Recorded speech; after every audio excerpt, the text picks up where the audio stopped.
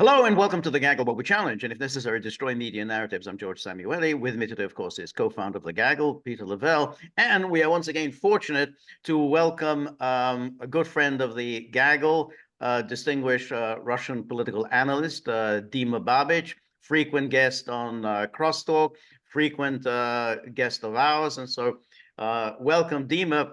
Thank you. The subject that we would like to discuss is this rather sensational news that emerged yesterday, which was the arrest of the Deputy Defense Minister of Russia, Timur Ivanov. And today he was arraigned in court and is now held in custody for 2 months. We'll see what happens after that. The charges so far are bribery, but there have been rumors that there'll be more serious charges pending, though the Kremlin has denied that that's the case. But there are rumors nonetheless that he may be charged with treason. Now, I can't say that I know that much about him, but there have been media stories in the past about his very lavish lifestyle. Exactly. Particularly the lavish lifestyle enjoyed by his former current wife, who had been married to a billionaire, but she married him, and who tends to go shopping in Paris, spends her summer on the Riviera. So it's a lavish lifestyle. Anyway, Dima, what do you make? Good work if he can get it, George. Very nice, extremely nice. Well, I think we can put in doubt his luxurious lifestyle on the Riviera, at least during the last few years, because he was under sanctions, and he is under sanctions. But not her. But that's what I was going to say. But she wasn't under sanctions. That's why I said the marriage. It looked like it was a phony divorce, precisely so that she could escape the sanctions. And the rumor that somehow he could be accused of high treason, it was spread by the anti-Russian idiotic website Important Stories. So I would put it aside for the moment.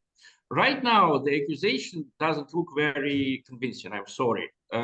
As usual, people are craving for blood, but right now we're talking about 1 million rubles, which is not impressive at all. I think it's about $10,000. And the guy's biography is, it might appear strange to someone not living in Russia, but to me, it is absolutely typical. Yes, he's not the military, but I would not say that his biography strikes me as a biography of a playboy or a lazy person.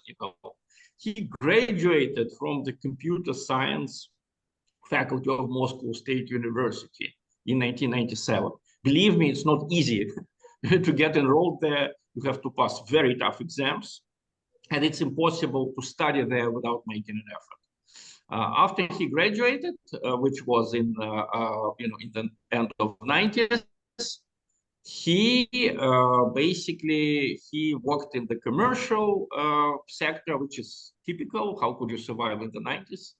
And then he started working with the energy companies of Russia. He is a candidate of sciences, which is the Russian equivalent of PhD. And his PhD was about, if I'm not mistaken, the economic foundations of projects for building nuclear electric power stations. Russia, if there is a sphere where Russia is a leader, that is building electric power stations based on nuclear energy. So, okay, his star moment came when he managed to get a job as deputy governor of Moscow region, when Sergei Shoigu was the governor. And then when Shoigu became the defense minister, he took Timur Ivanov, the person we're talking about, with himself, which is typical. Okay, even if you get a new job, whom do you rely on? People you know. Part of the reports that I have read is that this gentleman has been under suspicion for a very long time. And I mean, and he's a protege of Shoigu. I mean, Shoigu didn't know about these potential allegations. It seems kind of strange to me. And from what we understand, within the last 2 news cycles, Ivanov was at a very high-level meeting with the highest officials discussing the situation in Ukraine. So, I mean, that's a really far. That's falling very, very far in a matter of hours, being at the pinnacle of power, and then to have cuffs on him right now. I mean, what is it about these allegations? It's swirled around him for years. How does that continue? It's a usual cliche, when someone gets arrested, the journalists find out that, oh, we could all predict it. Everyone knew that person was under suspicion, so I would not give too much credence to that. But I read an article about him going back to 2022, and precisely the lifestyle that he led, and that they say it makes no sense. How does this couple own so many houses and manage to spend their Augusts on the Riviera on a deputy defense minister's salary? So that was 2 years ago. That wasn't. And on top of it, we all know, and Demon, I can remember in the early 2000s, and there were a lot of colonels and generals that were investigated and fired because of the building of the dachas, using conscripts to build dachas for everyone, and that was really outrageous. And there was a really big public outcry. And particularly, I suppose, in a way, he's involved in logistics. Well, that, in any army around the world, that's where you can grease a lot of palms. Could be, but I just wanted to say that there is a precedent. In 2003, there was this case that you might not remember, but I remember it very well. In 2003, there was the so-called werewolves with epaulets case. Yep, I remember. And if you remember, the central figure in that case was basically Shoigu's deputy again. It's not. His name was Ganev, and he was arrested right at his office, and there were newspaper reports that when people from the prosecutor's office came to arrest him, he said, "You are mad. This is my phone. I'm going to call." And the prosecutor said, "You can call anyone you want, but we suggest you call your wife because we're going to arrest you now."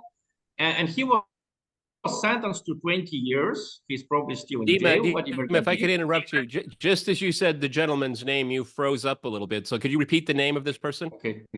Yeah, that was Shoigu's chief of security in the Ministry of Emergencies, which Shoigu headed at the time in 2003. His name was Vladimir Ganev, General Vladimir Ganev. He was arrested for being liaised with a gang, several policemen who extorted bribes from people.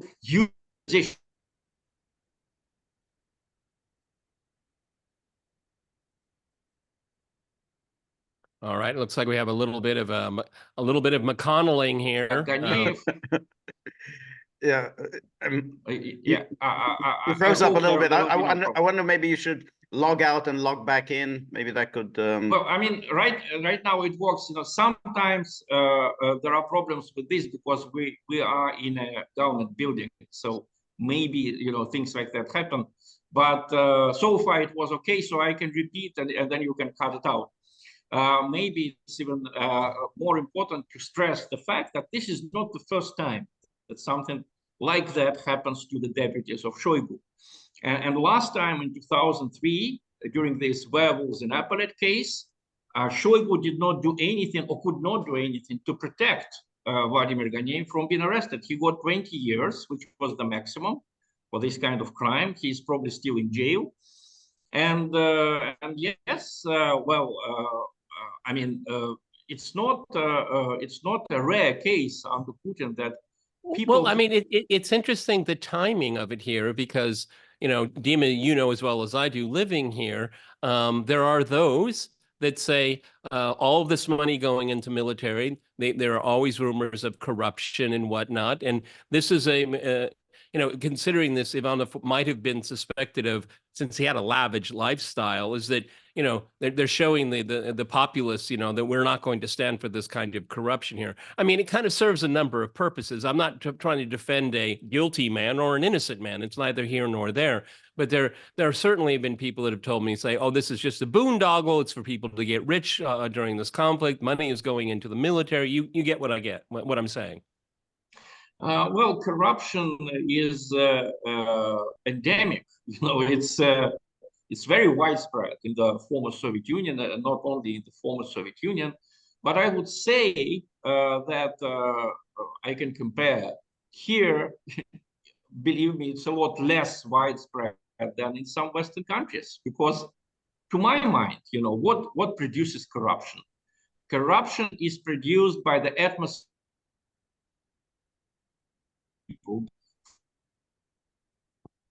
something like gender studies or queer migrations or whatever, when they get Pulitzer Prizes for investigating Russiagate, which never happened. That is corruption, that is corruption, which is obvious, when you see. Yeah, but it's early hours now. George gave the timeline starting last night, and now we're going in today. There's a 2-month period where I suppose the prosecution is going to make its case. What are you hearing from people? What are people saying, that they're not surprised by it? They're surprised by it. What have you heard? I know it's early hours. As usual, there are people who are quick to accuse and to brand this person as criminal, like everywhere. There is a certain unhappiness in society about the Ministry of Defense, like in any country that is at war, and where you have really a bloody war going on, and of course there are suspicions, and there was some popular sympathy for basically the people who tried to unmask corruption, or Prigozhin, when he made his wild accusations against the defense ministry. Of course, there were people who were ready to believe him. I think, on my side, I think corruption has got definitely less visible than under Yeltsin. It probably still exists, like in any society. But first, technically, it's a lot more difficult now to evade being targeted by anti-corruption forces, because almost all transactions are electronic. And for example, the example that you just cited, using conscripts for building dachas. Right now, it's illegal to use conscripts for any kind of construction work, any kind of work that is not directly connected to military training and to maintenance of the barracks. Maintenance of the barracks, I understand. When you have 19 years old people, 20 or 100 of them in the same building, you have to keep them busy with something. Well, you don't have to pay them either. Well, yes, but just my experience. When it was there since the Roman times. Soldiers have to be busy with something all the time. If you can't busy them with military training, which is obvious, you can't do it 24 hours a day, get them busy with cleaning the floors, cleaning their uniforms. That's typical. That's everywhere.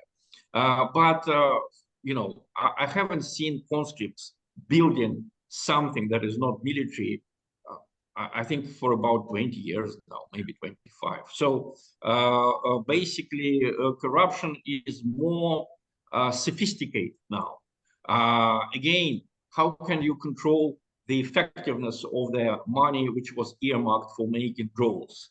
Maybe you put it to good use and you produced 100 drones, but someone will definitely prove that you could produce 1,000. And that you just use the money, misuse the money allocated for this. So of course, some people are getting rich on war. Let's face it. But certainly there are fewer opportunities for corruption in Russia than in Ukraine, because if the Congress right now gives them $61 billion, you can imagine what kind of opportunities the corrupt people in Ukraine are getting. Huh? But I wonder though, Dima, whether is this an attempt by the government to, I don't know, to quell restlessness among the population. I mean, obviously, the Russian population is a little unsatisfied that this war has gone on for so long. And so this would be at least a way of saying, well, yeah, it's gone on for such a long time because, you know, there were people who weren't exactly putting everything that they had into the war effort, but were skimming off the top, you know, feathering their own nests rather than doing what they could for Russia. I mean, could that be part of it, somehow to quell public dissatisfaction?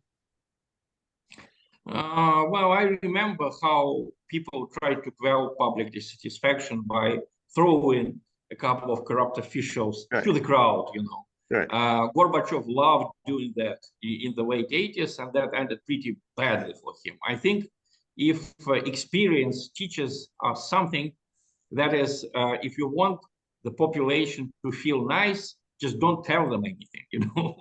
A lot of people are still convinced that under Brezhnev, corruption did not exist or was much softer than now, which is certainly not the case. You know, under Brezhnev, corruption was rampant. It was a way of life, and of course, the glorious generation of Ukrainian politicians that we have now, I think their beginnings should be traced back to the times when Brezhnev was the head of the regional party committee in Dnipropetrovsk. At the time, of course, he didn't know that he belonged to a totally different nation than Russians, and that the United States would try to save his ethnic identity, you know, in 30 years, sacrificing hundreds of billions of dollars for that. Well, you know, but Dima, I mean, this is a high-level figure, Deputy Defense Minister. That's very, very high. And if these charges are in fact can be proven, then he's not alone. I mean, if he's paying a bribe or accepting a bribe, there's other parties involved. Do you see this expanding here? I mean, if it's not, then it does look token, okay? Because it's a long chain. And as you said, and I agree with you, the difference between the 1990s and early 2000s and today is that almost everything is done electronically. I mean, if it's not done electronically, people raise questions like, why do you want cash? That's not how we do it anymore. Just for the very reason to cut out the level of corruption or make it more difficult, make it less easy to be involved in corrupt behavior. So, I mean, one-off, because if it is, then I'm going to be suspicious. And where's everybody else involved in this? Well, right now we don't get any information that would link many people to that. So far, the amount of bribes that is mentioned is relatively small, you know, like 1 million rubles. What is it? But there were cases after the start of the war when very high-placed people in the Ministry of Defense lost their positions. I think some of them went to jail. You remember in 2022, the person who was responsible for nutrition of the troops was arrested, and several other generals were dismissed. So I wouldn't say that there is complete impunity. No. Professionalism of the generals, that is a very subjective thing. But I think now even the worst enemies of Gerasimov, the head of the general staff, acknowledge that he's a professional. And even the worst enemies of you know,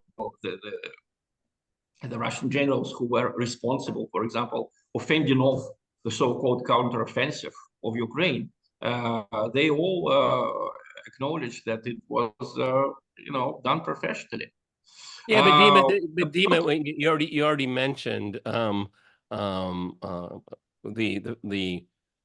the attitudes that people have. I can remember with the Wagner group, there was the constant discussion is that the Wagner guys, they were angry with the non-military elements of the defense ministry, because there are generals and then there are kind of just civilians, okay, and you know, saying that, you know, there's too much civilian oversight, the generals are not being able to do what they want to do.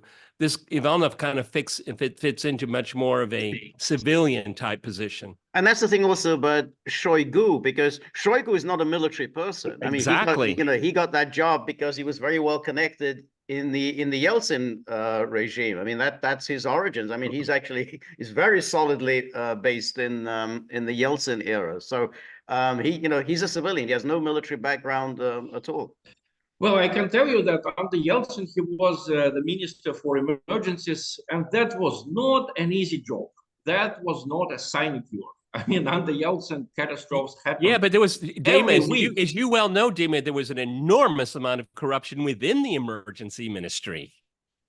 Well, yes, but again, compared to, for example, the oil and gas sector, compared to banking, you're talking about deputy ministers. You know how many finance ministers we had under Yeltsin? 16. Yeah. 16 in just 10 years, and they were all dismissed for some reason. And I'm sure none of them left poor. Some of them are no longer with us, like Lifshitz. Maybe, I think he was honest. I think it was just the policy of Yeltsin, that you should change them all the time, making them responsible for something that he did wrong. Like, for example, the default of 1998. Well, I mean, my point is here, I agree with you. Like, you can look at the oil sector, you can look at the automotive sector. I remember remarkably, everyone, one of the most corrupt sectors in the early 2000s was furniture, for God's sake. It was like furniture, the people died over the furniture sector because so much of it was being imported before Russia started creating its own really high quality furniture. But I mean, there were these gangs. I mean, you send one couch over, we're taking a finger from you. I mean, it was really insane. Exactly. But my point is that, yeah, I get all that. But this is a government ministry, okay? This is the weaponization of the state, okay? And the whole Wolverines thing was, I remember that story really, really well. And it was a major clean out. I mean, it was such a high profile thing because these were, guys with badges and guns just terrorizing businesses, okay? And it was so egregious that they had to shut it down. Well, there was this famous Three Whales case, the Three Kita, which you're probably referring to. It was about import of furniture, and there were generals from state security fighting the generals from police. Yeah, that's true. But that is a story of the past. The main figure, Bulbov, is dead now. I talked to a few journalists recently who wrote about that case, and I asked them what it was really, and they said, "Oh, he died. We don't remember. No one cares." Again, the amounts of money and the things that were involved in that case might seem just comical now. Like, in the 80s, when Andropov created a good reputation for himself in the population by executing, several managers of big supermarkets in Moscow for selling caviar, caviar and cognac, not to their general customers, but to their friends. And then it had an effect. Why? The population was so poor, caviar and cognac looked like unattainable to many people. So executing someone who sold it to the wrong person could be popular. Now, if you just put in jail someone who was rich, he was not on television. To my mind, the real case when people were happy about someone being put in jail was Alexei Ulyukayev, the vice prime minister and the prominent liberal who wrote some very disparaging verses about Russia. When he got in jail, that was a case when a lot of people were happy, precisely because he was one of those liberals who you could not touch in the press, heaven forbid on television. You couldn't say negative things about him. I mean, that was one of the taboos that existed for many years under Putin, and that is almost gone now. For example, you could not say anything bad about Nabiullina, the head of the central bank. Now she is a kind of a whipping boy, for the press. If you want to criticize someone, say something about Nabiullina. It was not the case a few years ago. Dima, just this afternoon, I was in the center of Moscow in a very, very nice, my favorite place in the center. I was leaving and I called a Yandex taxi, and I was just astounded so many Rolls Royces, Lamborghinis, Porsches. I mean, one luxury car, I mean, super luxury car after another.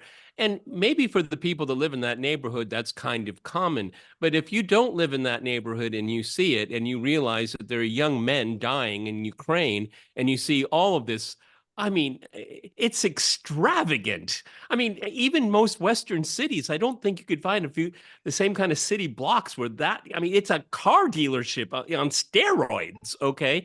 And the reason why I bring it up is because you just said, you know, 1,000,000 rubles, or approximately $10,000.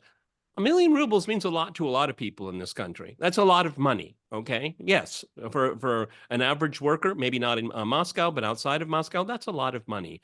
And it just seems to me that there's this kind of acknowledgement by the authorities that there is a lot of opulence out there. And if you got it through illegal means, you should be investigated, and if necessary, go to prison. It just seemed, I just see this kind of tension a little bit where, you know, a 20-year-old guy is in a Lamborghini and he parks illegally, takes off his license plate because so they can't take a picture of it, send him a fine. That really upsets average people that don't have those kind of means. Well, you know, there were public organizations created by the authorities, or supported by the authorities, that went after these rich guys, you know, parking in the wrong places, you know, Stop Harm and other such things, you know. And there were very, very controversial reaction to them, because sometimes not very rich people, but just who had conflicts with them started protesting. But I know what you mean. I understand that. Well, I don't know. Right now, during the last 2 years, we saw so many rich people in Russia, property, you know, face dramatic cuts in their incomes inside the country. So in that sense, I think the public thirst for blood of these people was pretty much satisfied. I mean, you can imagine, you know, people like Oleg Deripaska, you know, okay, you can hate him, but obviously his life is not easy, you know. He has so many. Oh, I don't know. You know, I feel bad for billionaires. Oh, come on, Dima. Well, I mean, it depends. The amount of assets that these people have had abroad, unless they were clever enough to move it all here.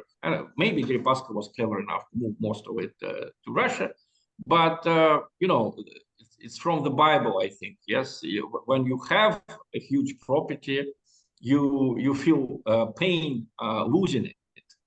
And in that sense, I think the last 2 years were even more painful in Russia to rich people than to people who, average person, you know.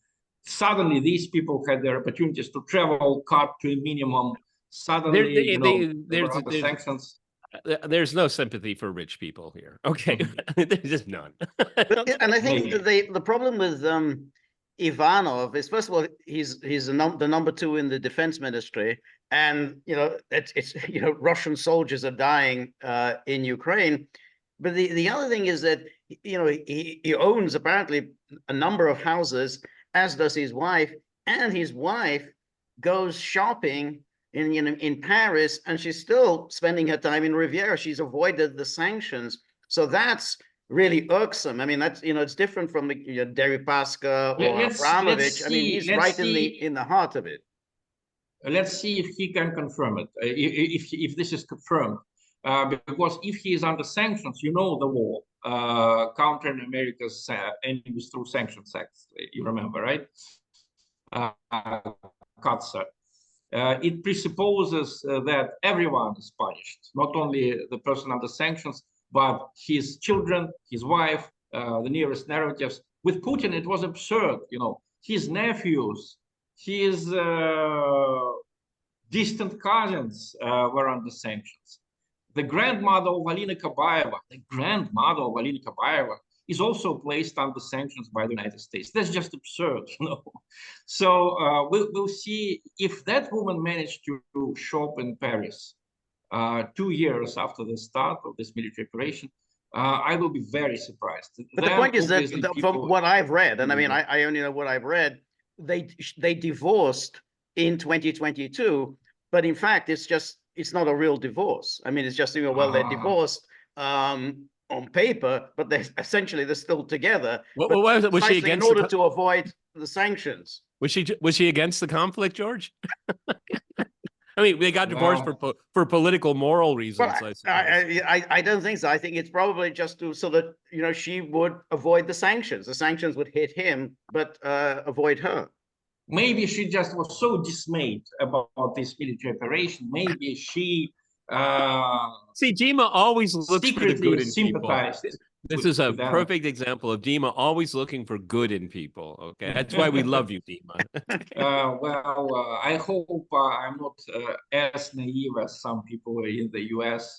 Academia who are looking for. Well, in that sense, I think Steve Cohen was a nice person. He was always looking for good in even in historical characters. Bukharin might not be as good a person as he depicted, but it's still interesting to read his book, Stephen Cohen's book on Bukharin, precisely because he loved his character. Well, I had one professor tell me, this is the Stephen Cohen, the great scholar who passed away recently. He wrote a book titled Bukharin, the Last Bolshevik, and it's Stephen Cohen's critics rather, in a very odd quip, would say you get the impression that Stephen Cohen was dating Bukharin because he just loved him so much. And it's an excellent book. Its scholarship is just impeccable. Okay, and of course with Stephen Cohen, I said that I loved the book. I have an autographed version of it, and I told him that Stalin was the last Bolshevik, not Bukharin. And that's a topic for a different podcast program. Yeah. So just a kind of final question. I mean, you seem to be, Dima, you seem a little skeptical about this. You don't think the case so far, for what we've seen, there may be more charges, that you don't think it's they have much of a case as yet against him. So do you think there's going to be a bigger case? Do you think there's going to be a purge? I mean, a purge in the defense ministry, or do you think it's just going to basically kind of fizzle out? Or is it just too early to say? So purges, that is not Putin's style. Putin usually, makes his punishments individual. People under him sometimes get carried away. I mean, what we have now with the foreign agents is that, so many people get labeled foreign agent, despite their, reputation. There is a person who was named a people's teacher of Russia. That's very difficult to get. You must indeed to do a huge amount of work to get this. She is a people's teacher and a foreign agent at the same time. I don't think that was Putin's idea when he allowed this legislation. But what Dima is making reference to is that this foreign agents, it's essentially a duplication of the American one. It's very, very similar.